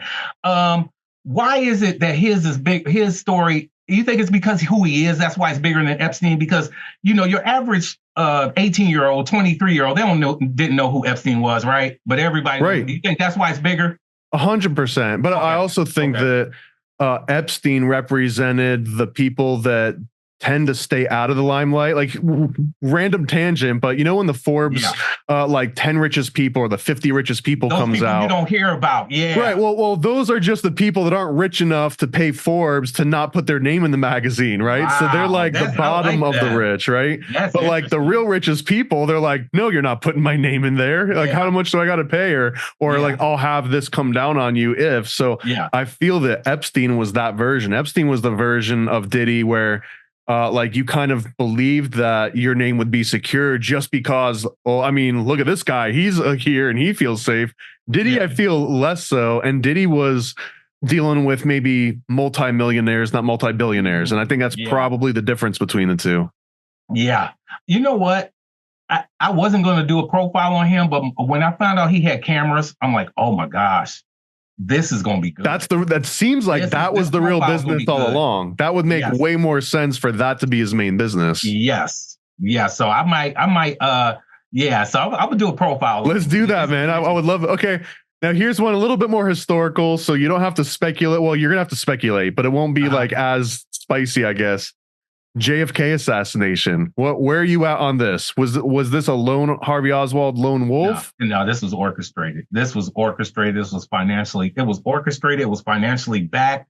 It was, and when I mean orchestrated, this went back the minute, I think it was with, and you know what? Another thing is, I hate to say this, man, but it was Bobby that got him killed, man. It was Bobby. Bobby Kennedy? Mm-hmm. Bobby up there thinking that his things don't stink, the toilet don't stink, and just hammering after the mafia, hammering after the mob. And when he did all that, the mob got together, Tropicana, all the mobsters back then, Momo Giancana, they all went to Cuba, and that's when they hooked up with Castro because they were going to make it a little Las Vegas, and they start to become cool. And they were like, "Hey, man, let's just get rid of this dude." And the one with the beard said, "Let's do it," and that's how it started. But yeah, it was Bobby didn't push because I don't like to say elections were fake or fraud, but that election was staged. That was fake. They had dead people in Chicago voting for Kennedy, and then the mafia got him elected. The Chicago mob got him elected. I've heard this a lot of times. Yeah, that was one of the original. Got him elected, and the mob got him elected. And I'm telling you, from their history, because their dad was like, their dad, they didn't have dope dealers back then, but they had moonshiners, and their dad was a moonshiner. That's how Joe got his money. But the thing was, they literally hated this man. They literally hated. A lot of people don't realize that. A lot of people hated him. A lot of just people walking in the streets, they were passing leaflets out. And see, we didn't have social media. We didn't have videotape. Or we couldn't record stuff. But a lot of people couldn't stand him back then. And I thought he was a beautiful man. I really do. I thought him, because you go to every black house in the 70s. I don't know if you remember that. You go to every black house in the 70s, you see three pictures. You see Martin Luther King, you see Bobby and JFK. Remember that? Somebody, I'm serious. Ask somebody about that. But you go into a hood and you see three pictures. Bobby, you didn't see Jesus. You see Martin Luther King and the two Kennedy brothers. Yep. And I bet when you play this, people gonna throw thumbs up like, yeah, you're right. Yeah. So yeah, but I remember that, man. And I have to mention that just cause this is technically conspiracy podcast theme, but not only was he making enemies with the mafia, but he's making enemies with the CIA, the FBI, a lot of the three-letter agencies, and maybe just poor planning on his part. But this was also pretty much the exact same time that the CIA was directly working with the mafia in order to eradicate some of the pro-Castro people. Like they're documented. They had entire, divisions. I think before the FBI or the DEA came around, the FBN existed, and the FBN was collaborating directly with Lucky Luciano, a whole bunch of these gangsters. So now it's like the president is threatening to dismantle both sides of the coin, the government and the underbelly, and they're both looking at each other like, did you just hear what this guy said? Yes. Does he not know that we're like in the same room right now? Yes. I know we got to wrap up, man. I love this. I know we got to wrap up, but yeah, Dulles, he was the director of CIA, the longest tenure ever. And John Foster Dulles and Alan Dulles, another twin, right? Yes. Well, not twins, but I'm he got his, they got an airport after him, man. I'm like, man, he had part in, I'm not going to say him, but I'll say his organization played a little part, and they definitely had knowledge of the hit. They definitely knew something was going to go down. But there was, man, I got so many questions. Oh, yeah, let me ask you this one, because the conspiracy theorist. Let me ask you this question. What are people saying about... never mind. No, that's okay. Never mind. I don't want to go down that rabbit hole. Never mind. Because see, I want to ask you. I'll ask you off the air. So yeah, because okay, yeah. Well, you can ask me off air. I really didn't think much of conspiracy theorists until COVID, and when COVID came, I started listening to them. I'm like, man, these guys are right. They're good with the information. And the reason they're saying this is because our country is not giving them the information we need. So yeah. So well, just a little background. I like to flex this one muscle that I got when it comes to conspiracy theories. But yeah, okay. I noticed a lot of people in the space, a lot of my friends, especially doing podcasts, they kind of came around 2019 or so. Maybe a few more before that, around 2016 elections. There was another huge wave around the Occupy Wall Street sort of thing. But like I mentioned, when we first started talking, I was fascinated with conspiracy theories when Silent Weapons for Quiet Wars came out by Killarmy, which I think was like 96, 97.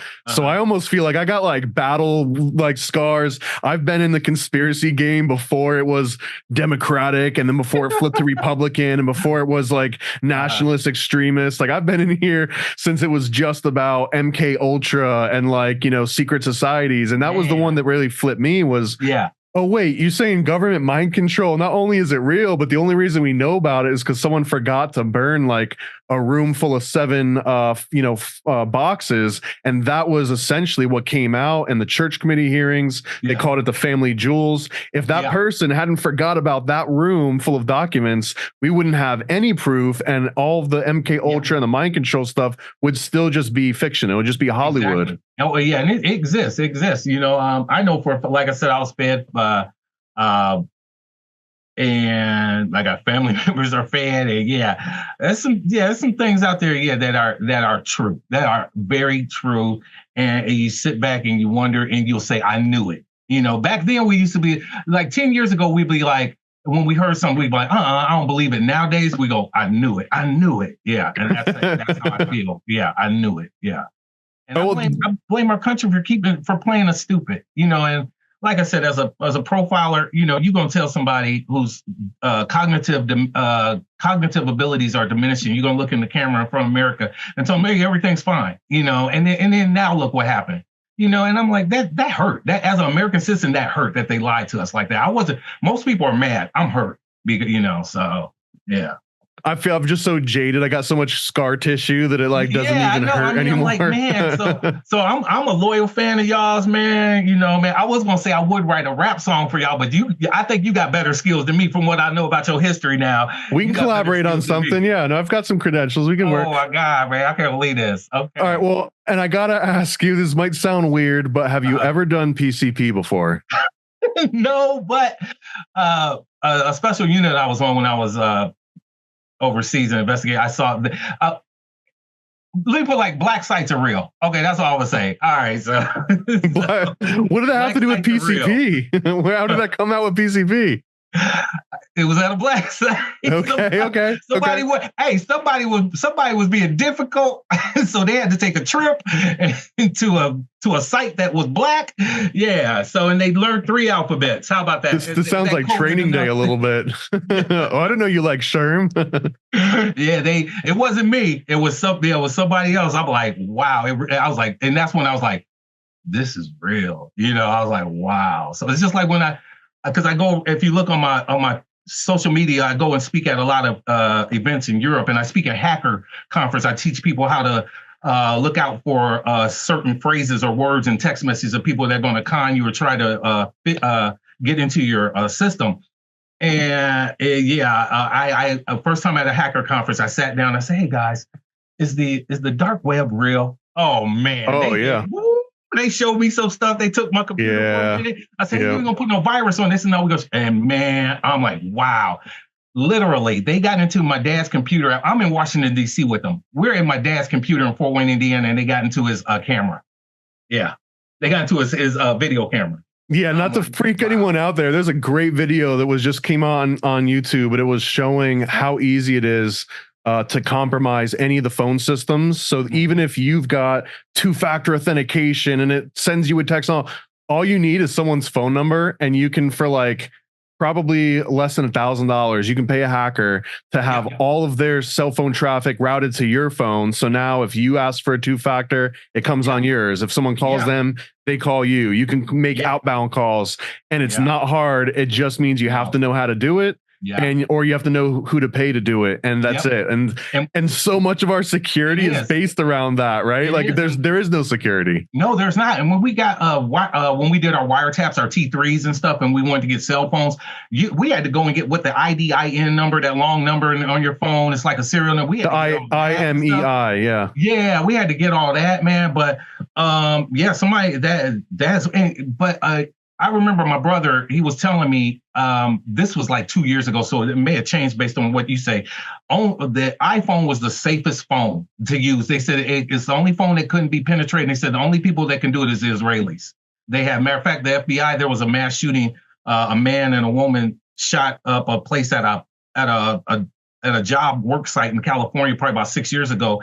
He had an iPhone. They couldn't crack it, and they sent it. The Israelis cracked it. Yeah. Yeah. Well, I was going to say, I was assuming that just because the FBI has to show that they worked within the bounds of the law. If they didn't have to show that, then it's like, oh yeah, look at that, it's open. Dude, you know what? You got to meet my brother when he retires. He's FBI.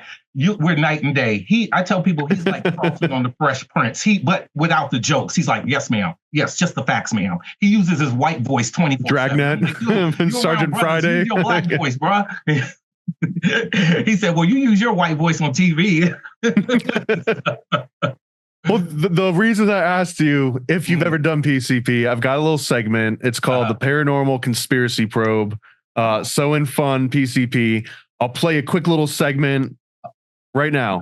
Okay.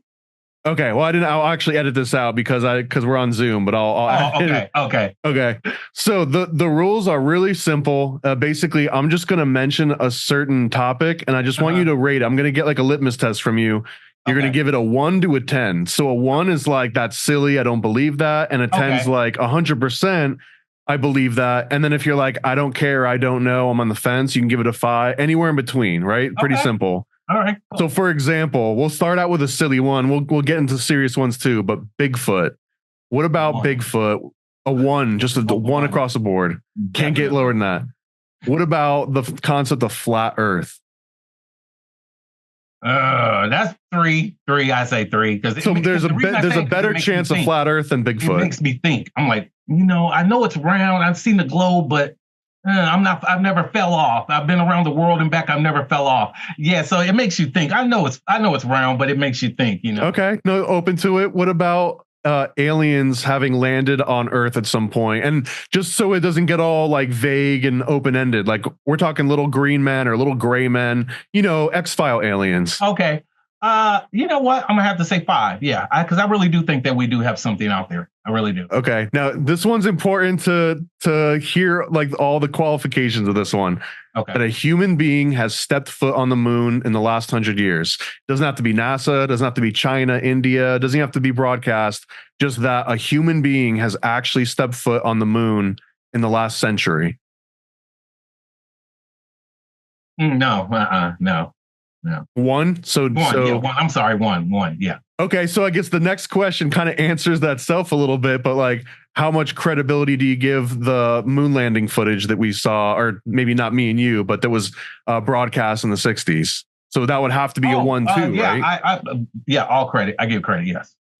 What about, do you think Stanley? 10. I'm sorry. Oh, so 10 that we hit the moon? In the 60s, yeah, but not 100 years ago, no. Yeah. No, oh, sorry. Let me rephrase that. Not 100 years ago. I just mean within the last 100 years has anyone stepped foot on the moon. So 10, a full 10?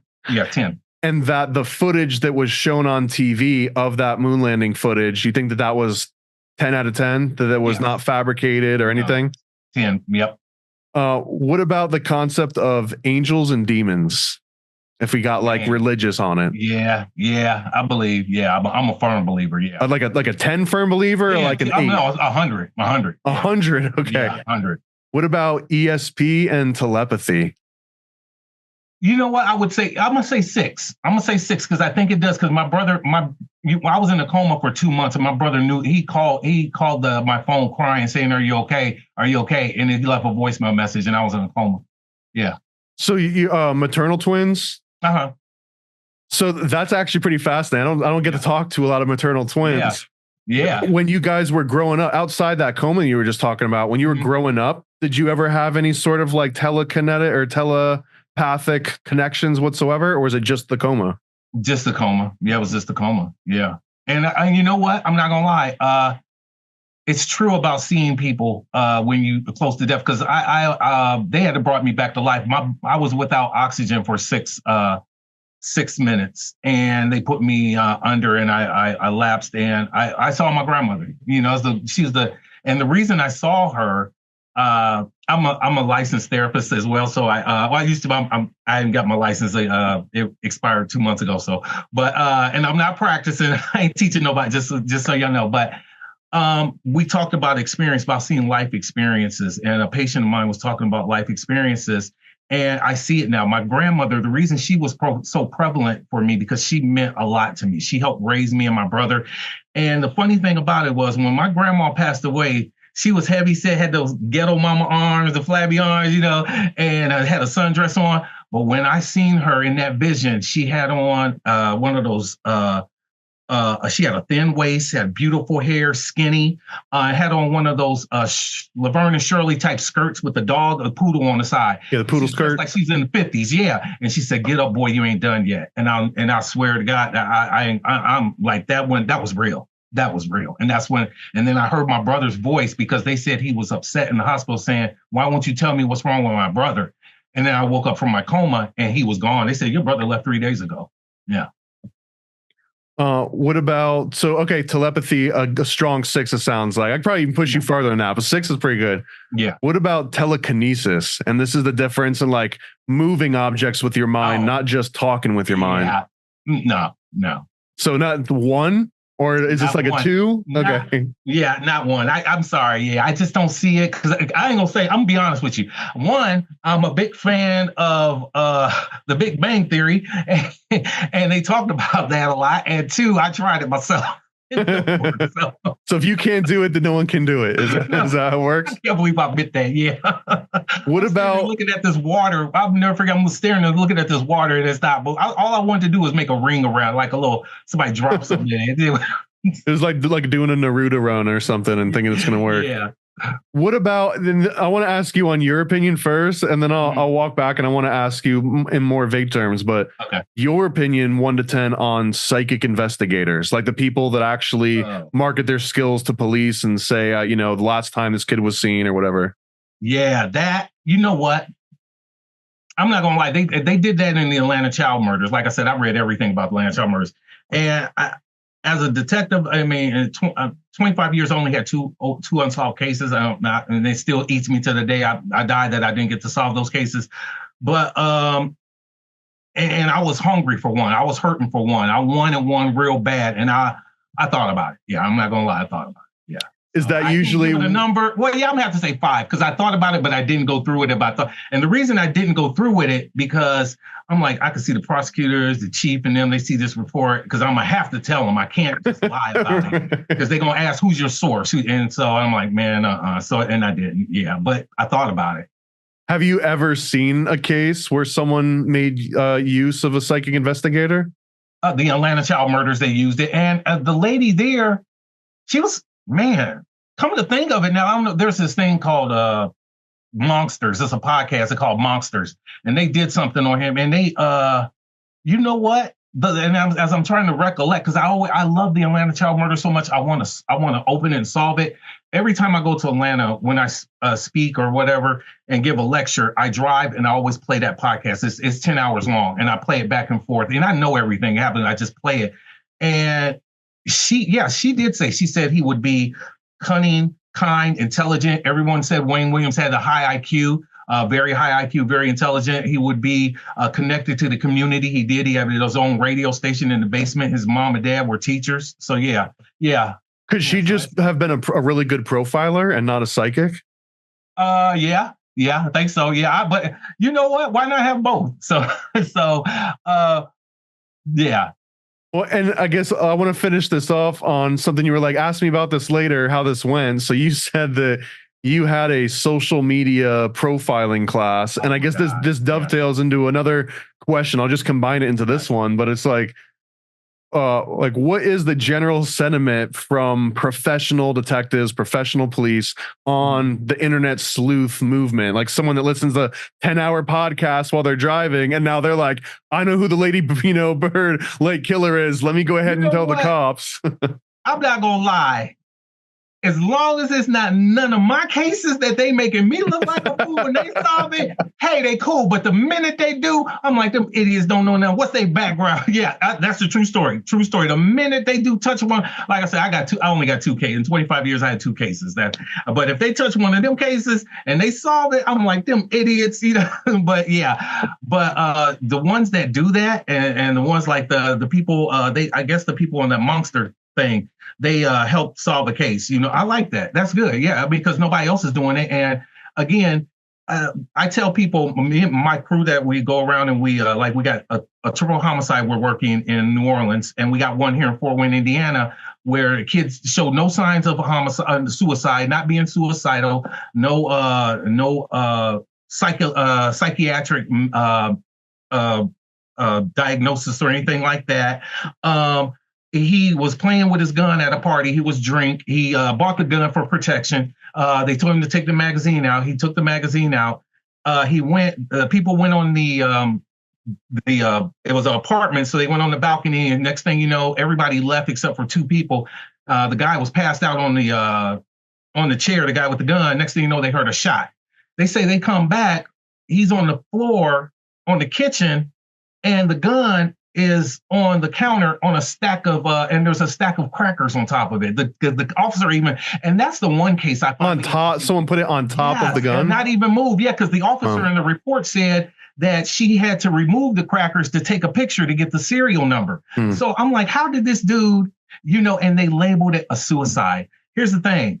Homicide detective didn't get involved. There was no autopsy. There was no autopsy. The homicide detectives got involved, didn't get involved. Crime scene didn't even come. They just had a uniform officer with a Polaroid in the back of their trunk take pictures. Oh, wait, crime scene did come. I'm sorry, because Al's a good friend of mine. He's the crime scene detective. I worked with him. He did come. I saw his name on the report. No, he processed. Yeah, he did that, but that's it. No follow-up investigations, nothing. And they labeled it a suicide. And the family got in contact with me. They said, this can't be a suicide. I said, because in Indiana, when I was a homicide detective, the only way you can label a suicide, is if one, the psychiatrist swears to it, family members swear to it, or if they leave a suicide note. If you don't, that's a death investigation, which we got to look into further. Nobody said anything. He didn't write a suicide note. There's no history of mental illness. His doctor, physician didn't say anything. Mom, dad, friends didn't say anything. They just said he was drunk at the party, clowning around. They told him to take the magazine out. He took the magazine out, you know, and we all know and they didn't even, here's the thing. There's only 11 photos. 11. I had death investigations where people died of natural causes. We took like maybe 60 photos. Only 11, man. And it was a small apartment. I mean, this sounds a little, maybe a horrible analogy, but this is like the teacher dismisses class and then someone's like, oh, you forgot to assign homework, and everyone looks at that person. Yeah. Like, what? Are you kidding? Oh my God, that's Tracy. That's my brother. That's my brother. He used to do that in the academy. In the police academy, we used to get mad at him. It's time for us to take a break. We want to get out of here. Hey, oh my God. Oh my goodness. Yeah. That's someone at that crime scene. It's like, hey, wait a minute. Does anyone think this maybe is not a suicide? Yeah. And everyone kind of side eyes him like, bro, we can just check off a box and we go home tonight. And when this is over. Like they did, man. Yeah. They look like they did. I mean, and I'm like, wow, you know, so I'm doing those 3 cases. And, you know, so yeah, with that said, the people that I have on my team are retired. Everybody's retired. That way we don't have to worry about repercussions. You know, like if I get somebody doing part-time and they're a homicide detective in New Orleans and I get them to help me, that's messing with their case, you know. So, and another thing we do, the case has to be 15 years or older, which means a 15-year-old cold case, that's hopeless. Which means that the prosecutor's office, the detectives aren't going to mind us looking through their paperwork or looking through this because they probably want some help. So that's why we say it has to be. A lady called saying her kid died like 3 years ago. I'm sorry, I can't help you. It's in my opinion, it's still active investigation. I'm not going to step on any toes. Yeah. Is that an arbitrary number that you came up with? 15 years? Yeah. This is something like I said, 15 years, because actually what it is cases. People think cold cases go cold like it takes 10 years. No, cold cases are cold like I think after 3 years, 2 years. It's cold. And when you hear the word cold case, I'm not going to lie. Unless you have your own unit, your own room where you do your own work and you're not influenced by robbery, homicide, sex crimes, and this and that, which what we had in cold case, we had our own area, you could just get down to the grind and just work on that case. But if not, it's the case you're like, okay, it's been cold this long. What's a few more days going to happen? And that's unfortunate. That's what happens in cold cases. But they don't realize witnesses, suspects die. Violent information dies. So I think you should get on it. Yeah. I think that's kind of maybe my approach to conspiracy theory as well. And sometimes I feel a little bit in the minority on this, but I tend to find more interest in theories and things that have happened decades, 2 decades plus ago, because when you jump on something that just happened last week, it's like, I've got all these opinions on Diddy. Well, guess what? You're going to have to wait for like court cases to come out, new information. There might be and now it's like you're constantly revising your story. I would rather just wait for all the info to come out and then be able to reflect back on the whole body of work instead of being caught up in like the day-to-day, I guess. You are so right. You are. Oh my God, you're 100. Yeah, 100. So right. Yeah. I like to sit back and wait. Yeah, I'm not going to jump on it. And that's what I see a lot, and I mean, and here's another thing. All these people, all these famous people, all these stars thinking it's funny, putting in their 2 cents on social media. Guess what? If I was Diddy, I said, call them up as a witness now. Yeah. Inconvenience them. Call them up as a witness. They are. Pull the tape from April. I got you on there. Yeah, legally, they're witnesses because they made a dumbass comment on there, which may or may not make sense. Like saying, oh yeah, I was there. Somebody, you could think of all these people saying stuff about him. If I was his defense attorney, I would call all these people as witnesses. And what's going to happen is the jury's going to get dull. They're going to get tired of hearing the same story over and over again. It's going to be acquittal because you hear all that story again. It's going to build doubt. They say everybody, yeah, that's what I would do. And then you're going to have some people up there saying, I was just playing. I didn't mean it, this and that. The jury hears that. They think, how many more people were just playing? I would. If I was his defense attorney, I'd call everyone up there, put them on the witness stand. Well, speaking of, let's bring this back home because I want to hear what happened to your social media profiling class. God. Okay. All right. I developed a new class. It's how to profile social media. Because like I said, 3 things I'm great at. I ain't say nothing about being married or a father. I say criminal profiling because it's passionate to me. I literally ate it. But what happened was I developed this course, this syllabus, and it was a class, and it was a good class. A lot of people came and a lot of students signed up for it. Then one day, like on MASH, when Radar says that how Henry Copter crashed, one very bad day, this lady walks in and asks me to profile this page on Facebook. So we profile and we're looking at what I do is I profile the words. I read the words. I do handwriting samples, like the ones that, like the guy that wrote, what made me do that, the guy who wrote an op-ed on President Trump when he was president at the time. I said, this is a military person who wrote that, the words that they're using. And it was Mark Milley who wrote it. But what happened was, we do that. We profile the words. We profile the pictures, the emotions of the pictures. We profile even the names, the names, the social media name they use if they don't use their real name. We profile the meaning behind that, everything. And what happened was, my profile said that this man has 3 kids in a different state. He has 4 girlfriends, and he's looking at a potential criminal case. Yeah, that's very specific. Guess what? It was all true, and it was her husband. I didn't know it was her husband, man. Oh, no. Oh, my God, man. Woo, I get called to the president's office. I mean, I ain't not principal, president. We talking about university, bro. And, man, I'm there, she crying and this and that. And, yeah, so that class over. I ain't never doing that class again. Matter of fact, when I'm on stage giving lectures and stuff, people say, hey, can you profile me? I'm like, hell no. I was just a fleeting thought that I don't want to say. But I was like, yeah, what if you profiled me? But like, I don't know if I want that smoke now either. Yeah, that's some smoke, man. Like Shannon Sharp said, that's some smoke, man. This dude was like, Oh my God. Yeah, he went to jail. He was in a dog fighting ring. He ran a dog fighting ring in Ohio. And he had kids there. And the woman he was living with a woman in Ohio at his farm where they fought and raised pit bulls. Then he come back to Fort Wayne to be with the other one. Yeah. So yeah, it was a true story. So she contacted me. Actually, I hope she probably gonna be mad because I'm talking about no, but she's cool now. She contacted me probably about 3 weeks ago. She said, "Hey, did I just see you on TV?" He said, "Yeah." She said, "Oh my God, you sound so smart." And I'm like, "Yeah." And so I think she did that to get back at me. But we talk, and yeah, she's like, "But I'm really glad that you did that." She said, "I was going down a dark hole with that man. I'm glad you did that, but it just hurt at the time. I'm sorry. I snitched and made a big deal about it." I'm like, "It's cool. So yeah." Yeah. See, I was completely expecting you. I was expecting you to say that like you started like a monster and you came in and you had like all these soccer moms tearing into people's lives, but no, like you were just so good at it that you blew up somebody's family. Yeah. Oh my God. Yeah, I did. You know what? That's my dad said. He said, "Man, you wrecked somebody's." Yeah. I'm like, that family was wrecked, man. So, oops, sorry. So. That could be a service. I mean, people would pay for that service. Yeah. It was fun. And like I said, we do it for free. When we go and like I said, we don't give. And I tell people when we talk about when we go and do cases, I said, you know what, we don't.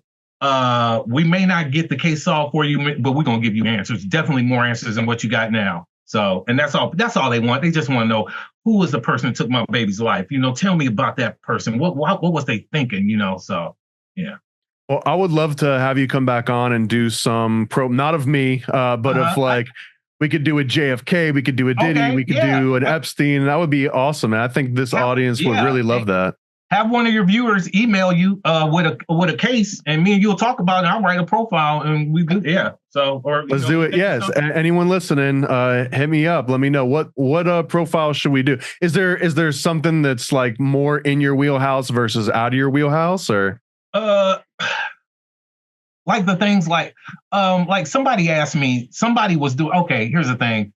Doing the kinesics, basically studying body movements and stuff like that. I'm certified in that, and I teach how to do. Oh, like micro suggestions and stuff. Yeah, when people are uncomfortable and they move their eyes to the left when they're asking a question, or they is this NLP you're talking about? Yeah, I was doing a background check on an investigation when I was in the Fort Wayne PD. I was part of one of the officers that volunteered to do backgrounds. And we get a kid. We don't use polygraph, which I think sucks. Polygraphs are better. We use voice stress tests, which you can beat if you know how to sing, because all it is controlling your vocal cords and your stomach muscles. And I've been trying to tell him to get rid of it for years. But anyway, we asked the guy, we said, "Have you ever did drugs before?" He did like this. And he started wiping his shoe. He said, "No." I was like, so that's part of kinesics, things that just give away. And that's how I teach those too. So, yeah. Yeah. And I guess that's another tangent we'll leave, but it's interesting, the polygraph versus just straight up, like my gut tells me he's lying or not. But the polygraph is measuring skin elasticity and like all sorts of biofeedback patterns that and here's the thing, I do research on that. Some people you can't beat a polygraph. Only people that can beat a polygraph, and tell you the truth, guess who? Just guess. Well, I would probably say psychopaths or people that have habitual. Yeah, people that have convinced themselves of their own lies. Yes, a habitual liar will pass one because they believe their own lies. They will pass a polygraph. Well, I've heard too. I mean, I've heard a lot of different theories on how to beat polygraphs. Muscle? The two ones is, one is you put a tack in your shoe or something and you just step on it for every question so that it always brings you unease, I guess. Yeah. Does that have any validity to it? That is, but it's validity because it causes pain and it causes an increase in your heart. But here's the thing. And you're trying to throw off the baseline, right? So you tack yourself when they ask you your name and you're like, you step on it. So now it's like all your answers will have some sort of strain to it. Yes. Because I studied this because I thought we were going to be, when I was with the marshals, I took a class because I wanted to get trained in polygraph. And so I learned everything about it. One thing, sphincter muscle. Next time you're at your doctor and they put a cup around you or you're at CVS or something, just mess around, squeeze your sphincter muscle. Your blood pressure is going to go skyrocket, guaranteed. Yeah. Wow. Yeah. And I guess the other one I've heard, I'll have to look into that one too. The other one I heard is that for the voice stress is that if someone asks you a question, you just ask yourself a different question. Did you have an egg today? No. Or is that like, would that be too high level? Would you already have to be a habitual liar? Yeah, that's for the habitual, because I'm gonna tell you why. That's too much compartmentalizing. That's too much for a quick response like that. That's too fast. That's too fast of a response because one, you don't know what question they're going to ask, so you got to stop. And there's going to be a pause. You got to stop, think of a lie real quick. That pause may only be 0.3 of a second, but it's pause enough to be noticed because, like me, if I tell a lie, I'm left-handed, so the left side of my brain is the most dominant. If I tell a lie, I'm gonna look up to the right. If you ask me a question and I can't remember it, I'm gonna look to the left. And what I'm doing to the left is explaining, okay, I'm telling you the truth. I just can't remember. So what? Okay, yeah, I was wearing red that day. If you tell me a lie, look like that, look down, there's a right. Yeah. And in NLP terms, this is like you're either accessing memories or you're creating new memories essentially on the spot, right? Yep. Now, here's one both my ex-wife and my mom said is that I can't cure. And it's true. I always say, huh. And what that did, and so I self-evaluate. Well, when you get caught, you mean? Yes. It means what I'm doing is I'm giving myself that huh. If you ask me a question, giving myself in my mind the self to think of a lie, because you're going to have to say it again. That's why I say, huh. So pause. We're pausing everything like in the virtual world is frozen. And while you're thinking of a question, I'm thinking of a lie. So my mom was like, yeah, you always say, huh. And yeah, I've heard that a long time, but I haven't heard it in the last probably 7 years. Yeah. Beyond real talk. That has heard it in the last 7 years, but I used to use it a lot. So. All right. Well, we'll start wrapping them out. I definitely think that we can get together again, have some fun, some more conversations. Tell people again where they can find you, any other shows you got going on, all the things. Okay, it's at Crux Conception. You just Google that, Crux Conception on Facebook, social media. I don't have a website because most of the things I used to do, I used to travel, and you'll see all my talks. You'll see talks about mental health on my YouTube. There's one talk about mental health, about PTSD. You got a TED Talk, right? You got a TED Talk. Yeah, TED Talk about how to use active listening skills to communicate with people. So yeah, it's actually it's pretty cool. I got some speeches. I do poems. Got some poems in there too. So yeah, so it's pretty fun.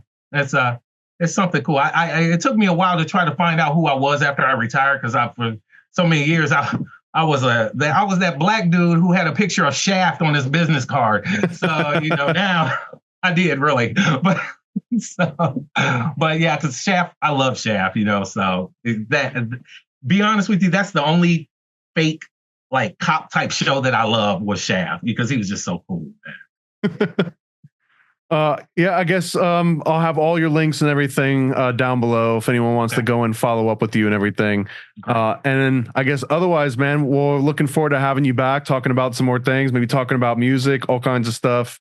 This has been another episode of Paranoid American Podcast. Thanks for everyone for stopping around. What else you got? Tell everybody, don't forget to watch, if they can watch CSI, the Real CSI Miami, you can go on Hulu or Paramount Plus. Yeah. So how do we get you paid more? Does everyone give like a thumbs up or like a subscribe or like? Gotta get a season 2. I tell everybody because people are like in here. They're like, "What you still doing in Fort Wayne, man? How come you ain't in Hollywood?" I'm like, season 2, man. If we get a season 2, then things gonna change. All right. So yeah.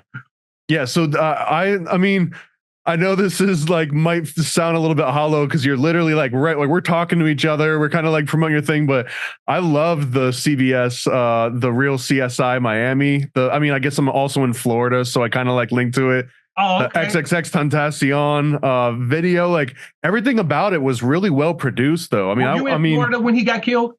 Yeah, I've been here for the last 20 years, so I wasn't in Miami or anything. But did it really blow up? Was it really big news back then?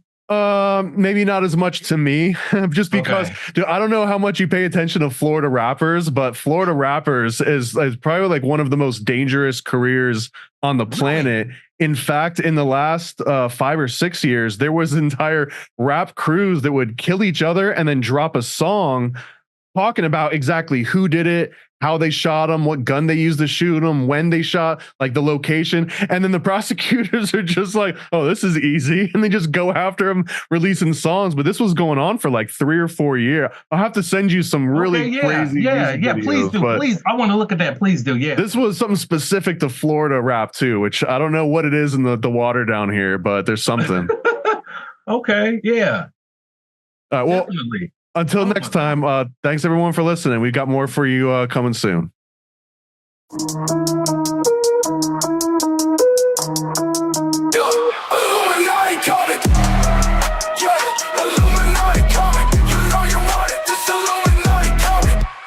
Learn about the full history of the Bavarian Illuminati.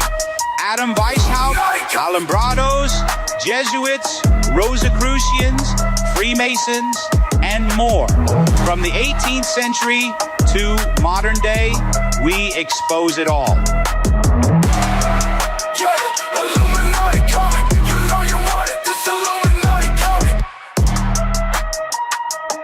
That's right, it's the Illuminati comic from Donut and Paranoid American. Get yours now at illuminaticomic.com.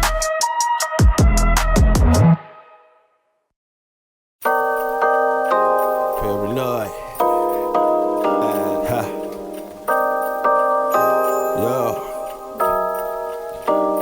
I scribble my life away, driven to write the page. Will it enlighten your brain? Give you the flight, my plane, paper, the highs ablaze. Somewhat of an amazing feel when it's real to real. You will engage it. Your favorite, of course, the Lord of an arrangement. I gave you the proper results to hit the pavement. If they get emotional, hey, maybe your language, a game, how they playing it well without Lakers. Evade them, whatever the cost, they are the shapeshift. Snakes get decapitated, met is the apex.